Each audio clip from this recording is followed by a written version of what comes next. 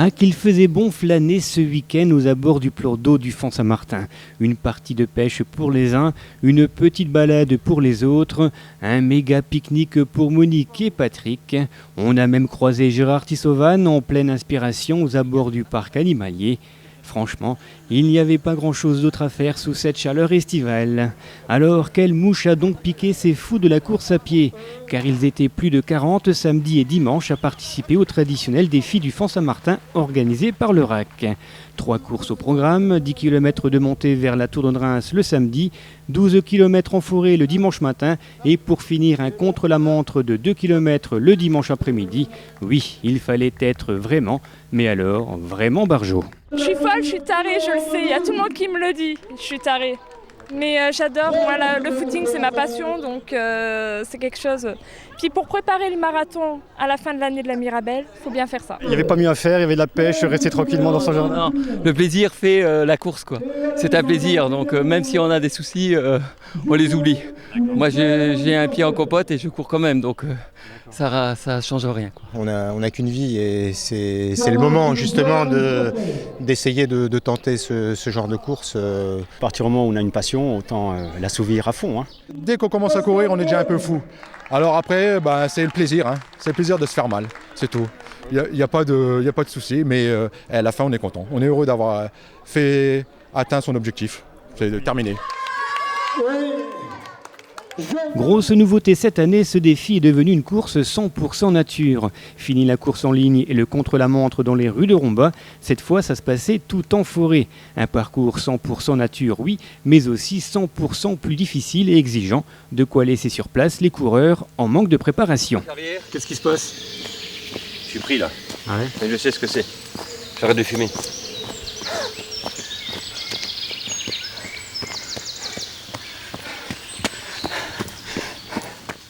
Les courses sont plus dures mais sont meilleures, quoi.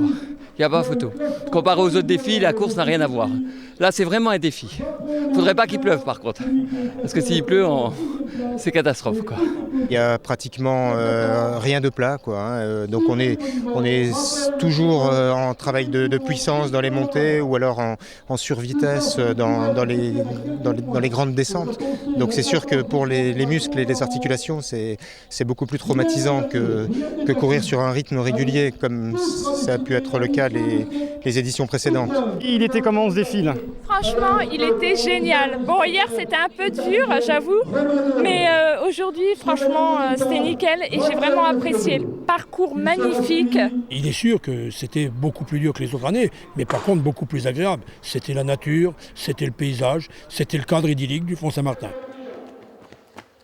Chacun est donc unanime, ce défi est certainement l'épreuve la plus difficile organisée dans la région. Il y a donc ceux et celles qui sont venus pour le gagner, ce défi, et tous les autres pour le terminer.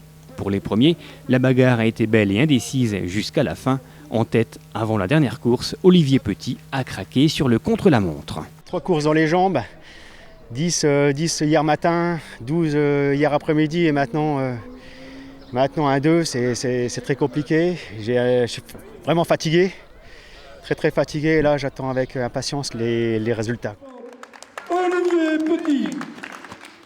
Olivier Petit terminera finalement 3e de ce défi, derrière Vincent Prigent et Gilles L'Herbier, grand vainqueur de ce défi du Font Saint-Martin. Belle course aujourd'hui, hier et aujourd'hui belle course, belle victoire. J'ai Olivier qui était devant moi, qui a gagné les 2 premières courses hier et avant, et ce matin il méritait d'être premier. Bon, ça s'est fait autant, bon, tant mieux pour moi, quoi. Je suis content. Victoire sur le finish quoi. Sur le finish, tout à fait. Un petit coup de chapeau au local de la course, il est jeune mais a déjà de l'expérience. Son nom est connu, son prénom un peu moins. Lui c'est Aymeric Dumont, le fils du président du RAC, il termine 4e de ce défi. Autre coup de chapeau, cette fois à Christian Lombard. À 60 ans, il termine 7e de l'épreuve, une performance à mettre au même niveau que sa modestie. Oui, c'est une bonne performance. Bon, j'ai assez d'entraînement, je m'entraîne quand même 5-6 fois dans la semaine. Sur du long, sur des longues distances, parce que au niveau vitesse pure, on en perd avec l'âge. Cool, mais plat c'était bien aussi. Finalement, le seul regret du week-end, ce n'est pas la chaleur ni la difficulté de la course, mais le nombre de participants. 46 au départ du défi, trop peu pour le comité du RAC qui décidera dans les jours prochains d'arrêter ou non son organisation. Pour Joël Dumont, il y a 90% de chance ou de malchance que ça s'arrête. C'est pas le RAC qui a abandonné le défi, c'est les coureurs qui ont décidé en ne pas participant en nombre au défi que celui-ci s'arrête. Mais il n'y a pas à être triste, il n'y a pas à être... il y aura d'autres courses et puis nous on les convie à la Folding qui sera une course tout aussi conviviale. Pour les coureurs, c'est la déception, même si certains envisagent d'autres solutions. Depuis 21 ans que le défi existe, personne n'ose imaginer que ça s'arrête. Moi je trouve ça un petit peu dommage. Maintenant il faudrait peut-être revoir la formule, peut-être remettre tout ça sur une journée ou choisir une autre date, j'en sais rien. Mais ce qui est un peu dommage, c'est quand même qu'il y a beaucoup de coureurs dans le coin et il n'y a pas beaucoup de monde ici. C'est très dommage, oui, surtout que c'est un défi nature et que les courses nature sont quand même très prisées. Et bon là, c'est des très bons parcours. Peut-être faire ça sur une journée, peut-être, parce que ça mérite d'être connu, franchement. Finalement, on pourrait dire que j'y étais à la dernière, quoi. Ah ben oui, et fier et vraiment content de l'avoir fait, quoi. Ah non, mais il est hors de question que... Honnêtement, on va lancer une pétition, ils vont voir. Ah non, ça ne s'arrête pas. On va faire venir... Moi, je suis dans un club, à l'ESH, on va être obligés... on est 66 qui viennent tous faire le défi. Ils vont voir. Ah non, il est hors de question qu'ils l'arrêtent. À l'année prochaine alors.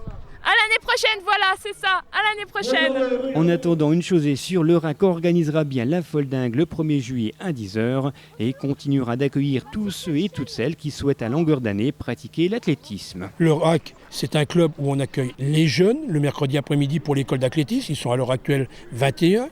C'est un club où on accueille les gens débutants qui veulent essayer de se mettre à la course à pied, car depuis 3 ans, on a ouvert une section découverte. Et puis, c'est les clubs qui veulent faire, les athlètes qui veulent un tout petit peu au-dessus, mais en loisir. Et puis, les athlètes qui font de la compétition.